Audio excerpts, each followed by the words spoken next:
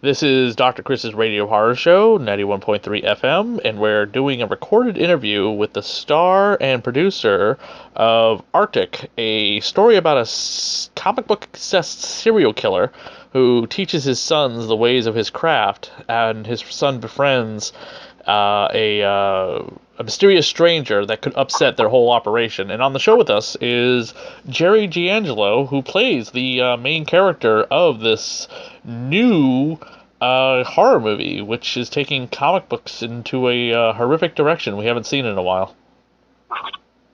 Yeah, hey Chris, how you doing, man? Good, how are you?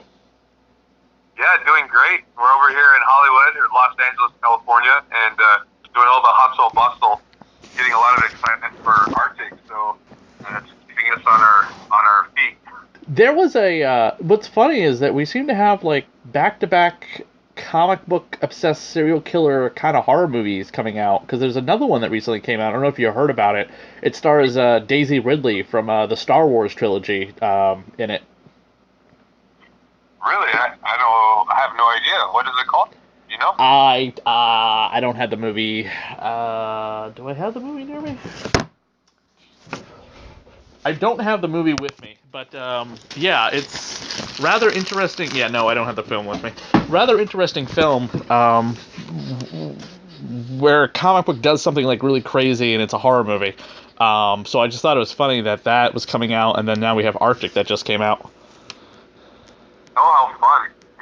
We don't. That'll be cool to check it out. Yeah, you'll just have to look up Daisy Ridley and her filmography to see what she did, and it should be like right at the top near the Star Wars movies. Your film, how did you get involved with it? You're also a producer on it, besides being the main character. Right. Well, so what happened was I have another film that I wrote and directed that I'm a star in that came out earlier this year called American Warfighter, and our trailer was getting lots of views and stuff. And one day I got hit up. This was when the trailer first came out. Tom Bocci reached out to me and said in an email and said, "Hey Jerry, I'd like to talk to you about a project that I'd like to put together. American Warfighter, a movie that I wrote and directed. Our trailer was out and about, getting lots of views and attention. And Tom Bocci." So you were involved with another movie, and somebody got a hold of you about it to work on ARTIK? Okay, yeah. Can you hear me now? Yeah, we just got to move on though from this part of the story.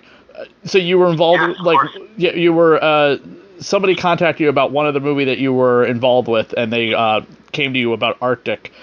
Are you a big comic book fan yourself ahead of time? I saw on your IMDb that you worked on a Green Arrow fan film. Yes, that's funny that you bring that up. It was done a while ago.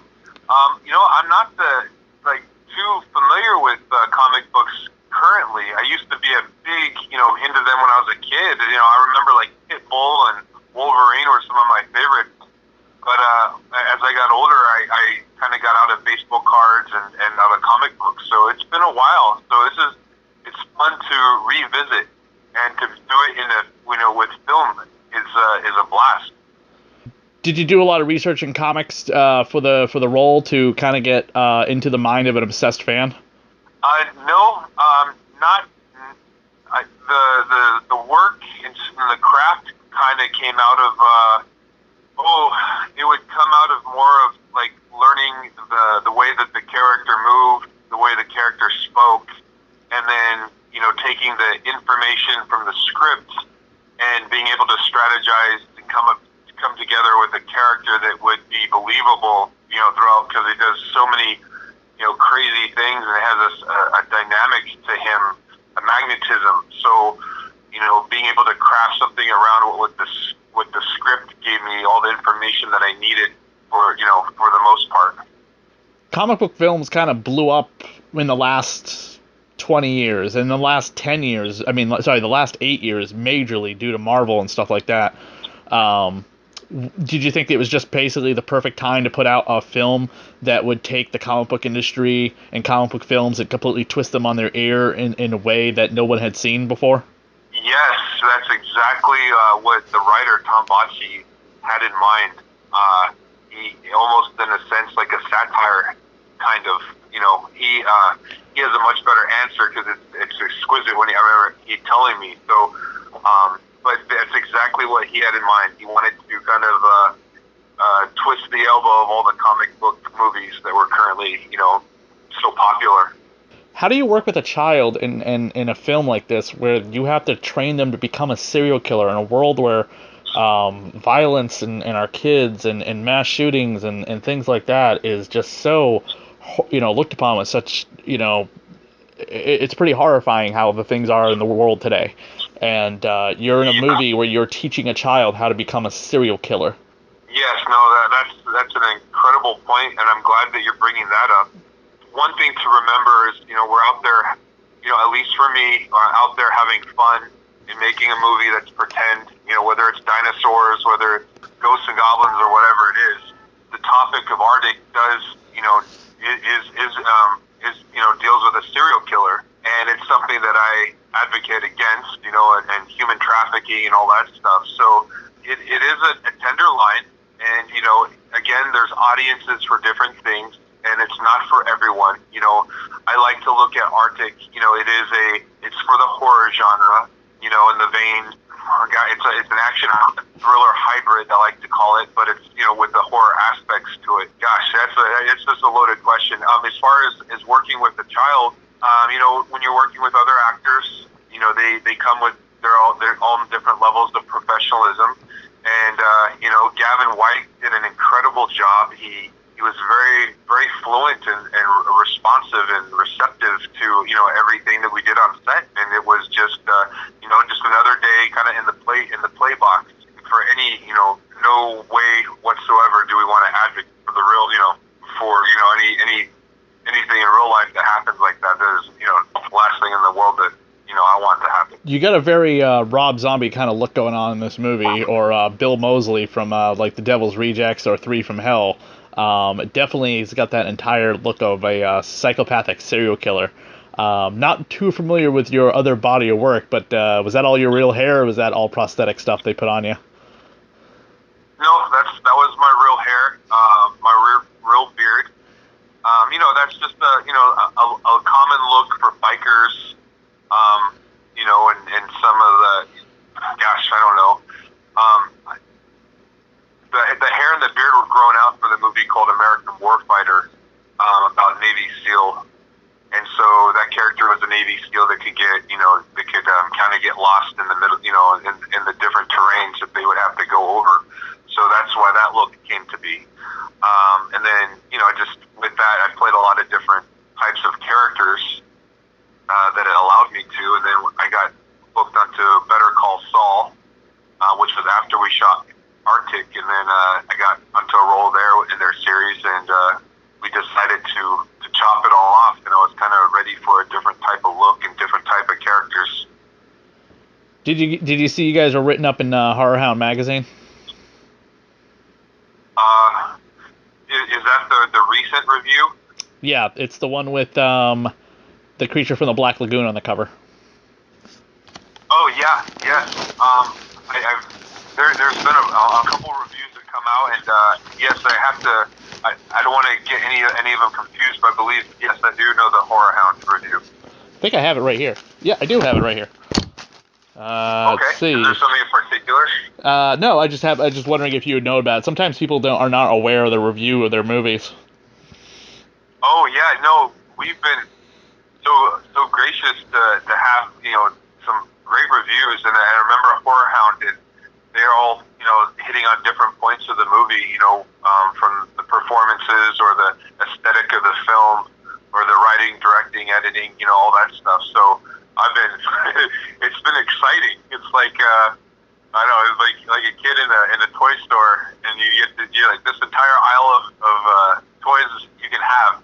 So it kind of gives you that feeling when you get to get recognized for your work or for your product. And since being a producer, I get a satisfaction from when we're getting accolades or nominations or compliments, and then again, as from an actor standpoint, getting received so well and recognized and respected, for performance. That's just it's a unique. It doesn't happen all the time, and I'm very grateful for that as well. They call it a train wreck that you can't look away from. It definitely kind of feels that way. Yeah, there's a line that Arctic says to Flynn, which is Laura Ashley. And she's trying to flirt with him, and he says, you flirting is something like a car wreck or something like that. I don't know if verbatim, but something like that. It's in one of the clips. What are you working on next? So right now, well, I'll tell you what, American Warfighter is out right now.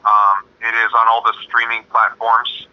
And again, I wrote and directed that one, so that's more of a drama and action type of film. I just got off the series All Rise with CBS. So that's the new series that starts here in September. I think it actually starts this week, if I'm not mistaken. So you can look forward to that. And then I'm currently writing a new screenplay. I love writing. I've done like over 20 screenplays, feature screenplays. So I'm doing a new type of, like a new franchise that's kind of like a sci-fi action in the vein of like Aliens or Predator or something like that. Oh, by the way, the name of that movie I was talking about is called Scrawl. It's about a comic book that kills people. Oh, interesting. Okay. Yeah. Well, if you said Ridley's in there? Daisy Ridley, yes. She plays Rey in the new Star Wars films. Yeah. Oh, gosh, that's cool. Well, they probably got to have, tens of millions of dollars to put that one together, so it'll be nice to see what they did with it. Actually, this was filmed before her rise of fame in the Star Wars trilogy. Oh, you're kidding! Well, that's a jackpot for those filmmakers. That's what a wonderful surprise or whatever to be able to have one of your actors get that kind of. I mean, there's only so many stars in Star Wars, and that's a big one.